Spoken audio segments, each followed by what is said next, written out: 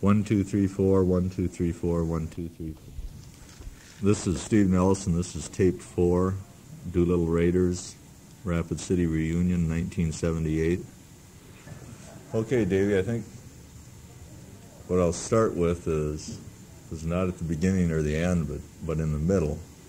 Middle of what? The middle of China. Okay. When you first hit land over there after you left Tokyo.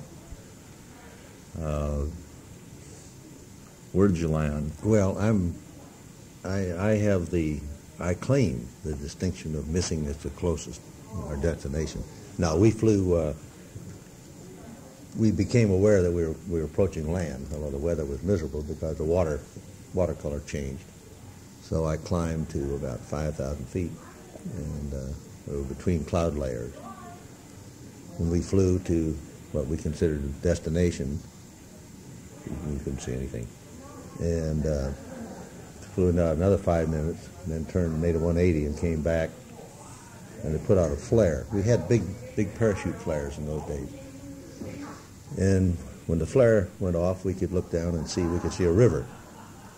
So I said, shall we land in the river and try and stay together, or shall we want to jump out? And so they said, well, crew said, let's stay together. But then the flare got down through the cloud, and we realized then that we were in mountains, terraced mountains, and there's no hope of landing. So then we had to bail out. And we went out, put the Mansky was in the back end, but he and the navigator went out together. And then bombardier went out. There's a hatch in the bottom of the cockpit. And then Hoss Weiler, the co-pilot, and I were there by ourselves. So finally I said, you got to go. Well, first we urinated all over the cockpit. We figured we weren't going to be using that airplane again. So then Hoss went out, and then I was by myself, and I'll tell you, I was scared. I was just plain scared. And that hole looked black. You have to go out the hole in the floor and facing the rear. And so I went out about an inch at a time, and when the last fingernail broke, I pulled the ripcord. This is about 10 o'clock at night. It's raining pretty hard. And, I hit the ground on the side of a hill. Pretty wet and miserable. And, so I kind of slithered up the hill for a ways, so sort of a level spot. And spent the night there. I made draped the parachute over a little bush, and my feet at the other end, and spent the night. And at first light, I recovered my bottle of whiskey and started walking. Who were the first Chinese you met, or the first Well, people? I tell you, I could hear, I started walking, and I could soon hear bells, and they were on buffalo or cows or whatever. And within about 10 minutes, half an hour anyway, I came on a trail, walked down the trail, and then found some Chinese, some farmers. And there were 3 or 4 of them in the field. We had been told that our intelligence wasn't too strong, intelligence briefing, because nobody really knew. That we had been told that if you smile at a Chinaman, he'll always smile back. If you smile at a Jap, he may or may not smile back. So needless to say, we all had big grins. And so I smiled and whipped out cigarettes, offered cigarettes, and they all accepted them. Then I started repeating the names of towns, which everybody just smiled. I got nothing there. So then I very cleverly got out a pencil. I had a little notebook. I drew a map. China, well, of course, they had never, that was completely incomprehensible to them. So then I drew a picture of a train, of an engine, and made noises like a choo-choo train. Hoped I could find a railroad. And this produced nothing but grins, and so I just walked on down the trail, left them, and they didn't pay any attention to me. And I walked maybe, I guess I found a railroad. Came on the railroad track. I walked west, and about I guess 11 o'clock in the morning, and turned up the track. Went up the track, where it was up, and came to a small station. And there, the station master, a young man, could print English, a little bit of English.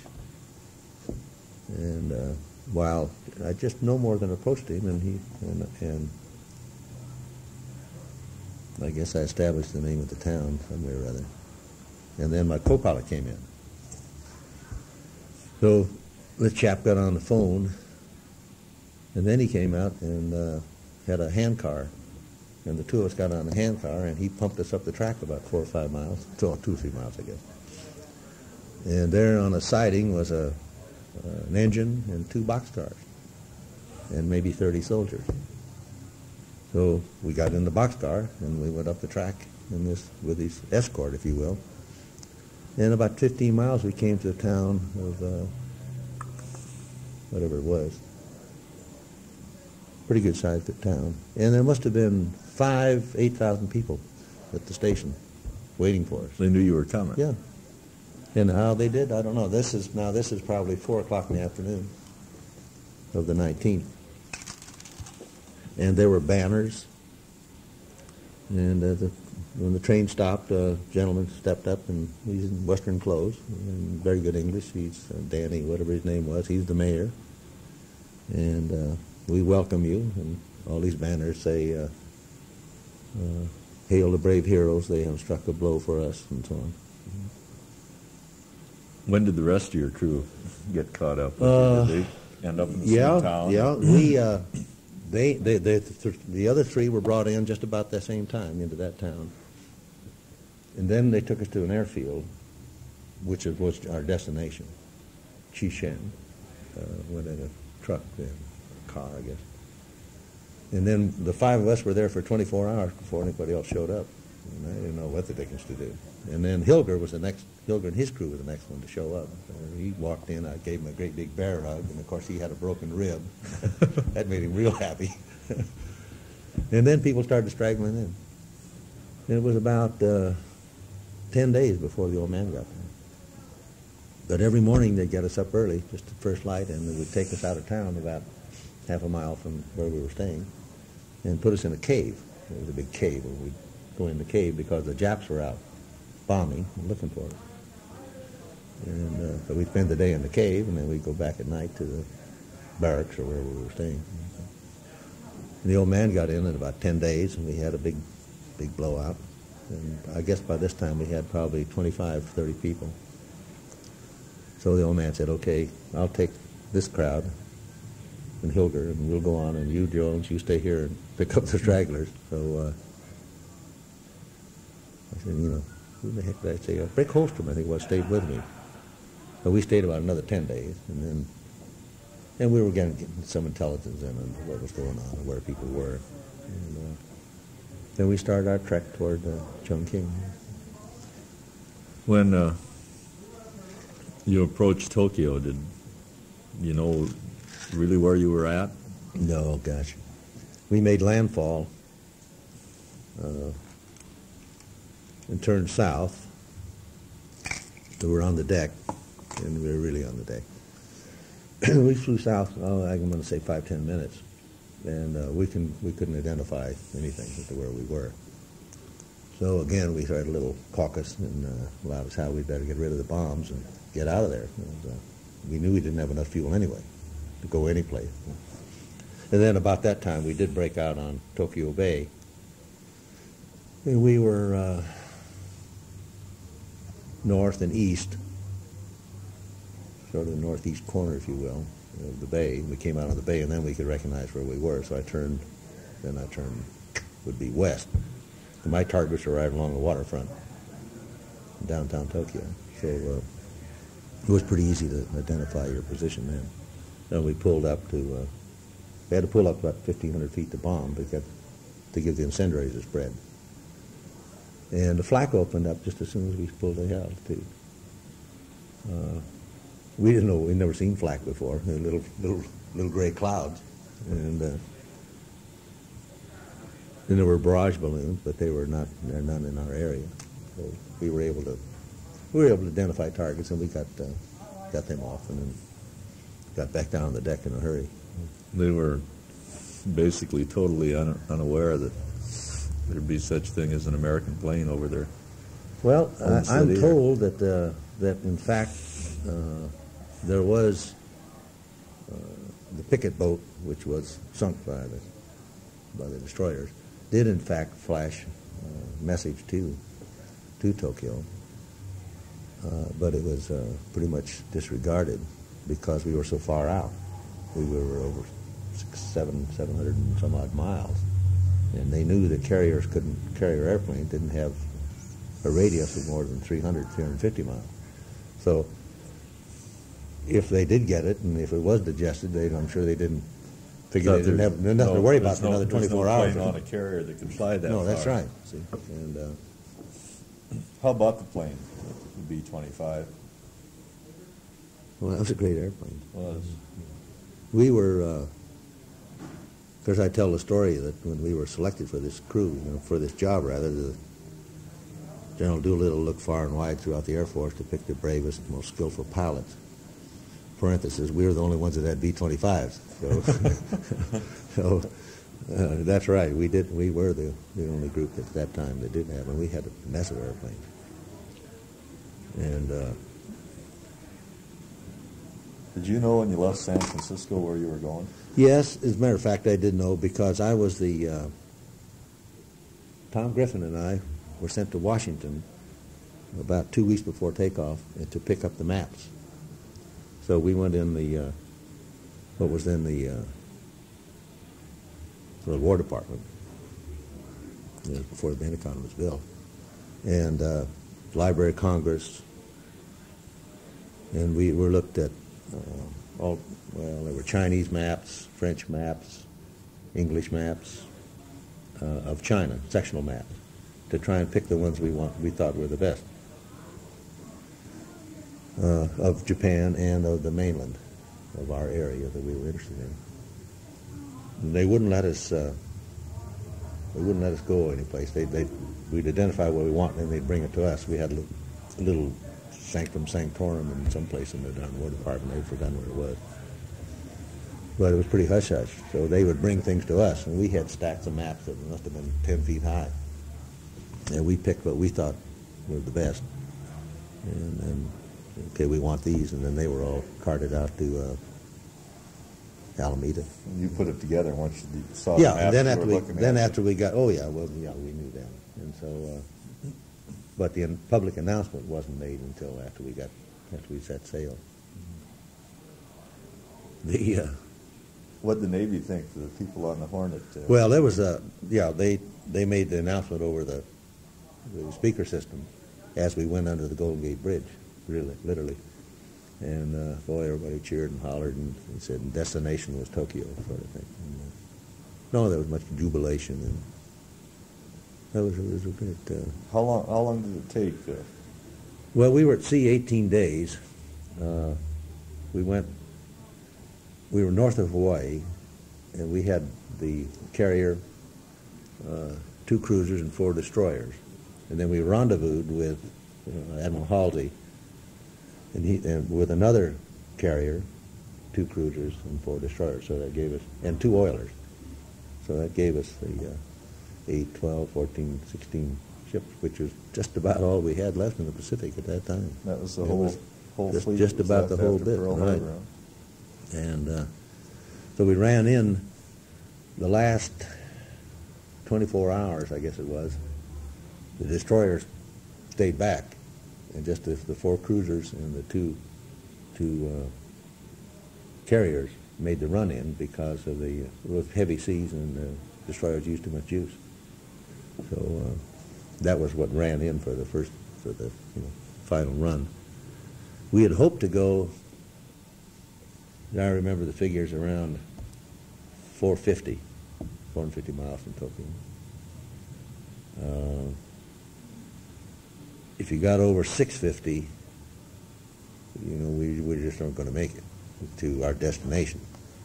And we were 790 or 800 and some odd miles when we got discovered. So the old man made a decision. They either throw us overboard, the ship, the airplanes, or we go. The old man made the decision to go. I say to people, that's you know, there have been tens of thousands of sorties, airplanes, bombing missions, fighter missions, all kinds of missions, and 3 wars since then. And so what makes it different, I think, with us is that we knew when we took off that we couldn't make it. And there's just no way that, you know, you had a 300-mile swim. That's just all there was to it. We had a tailwind of 30, 35 knots for about 10 hours that we didn't expect. And we otherwise, you would have ended up. Otherwise, you had to swim. So that's really what makes it different. A lot of luck too. Oh, sure. Sure. We one thing on the ship, we noticed that on the Hornet, we go out and look at our airplanes all the time, of course, and we noticed that the compasses, magnetic compasses, were off, and maybe 45 degrees off. Obviously, sitting on a steel ship. So we asked the Navy people if they had trouble with that. They must have had the same experience, and no one seemed to, didn't seem to think very much about it, and they didn't. We didn't know really whether there would be any residual distortion or not. So we evolved a very sophisticated system. We said, okay, when you take off, they'll hold a blackboard up. Well, take off and make a 360. Come back and fly down the deck of the ship, and they'll hold a blackboard up and they'll give the course of the ship. The ship and check it. And you can check your compass, you see. So some of us did, and some people didn't. Some people just took off and kept on going. And of course, they didn't really bother the compass anyway. We didn't really know that. How about that bomb site? Yeah. 35 center, they called it? 35 center, yeah. With just a little protractor on it. And then you just pick the bombing angle. From a few hundred feet or 1,000 feet. And that was. In fact, we used that same darn thing in Africa later on. Is that right? A little while, yeah. I saw a picture of it in the book when I read the book, and I thought, how somebody must have been thinking so simple that yet could be so accurate. Well, from that altitude, it's not all that great. It's not that. If you have a reasonable handle on your airspeed, and then you can pick up drift at low altitude, though it's not really that bad. You think on the cruise, I don't want to call it tenseness or nervousness or expectation, but from the time you left Tokyo or after you left Tokyo heading for China, I guess you had to have some anxiety. Yeah, no, there's no doubt about that. I think going into the target, you have the you're up, unknown, you're up, and but you just do things. Then as you went along, of course, you had a long time to think about it then. And, what do you think it. About when you're in the air for 10 hours, like after you left your target, and you're up there, and a long way to go. Well, you were diddling with the fuel, and we were yakking back and forth, and just kind of keeping busy all the time. You were staying pretty busy, and the navigators taking running sunlines every 15 minutes, every half hour, and then that started to buoy up because it became obvious we were making better time than we expected, and by the time we got to the southern tip of Kyushu, it looked like, man, we've got it made, or we can make the shore anyway. And then, of course, the weather started getting sour, and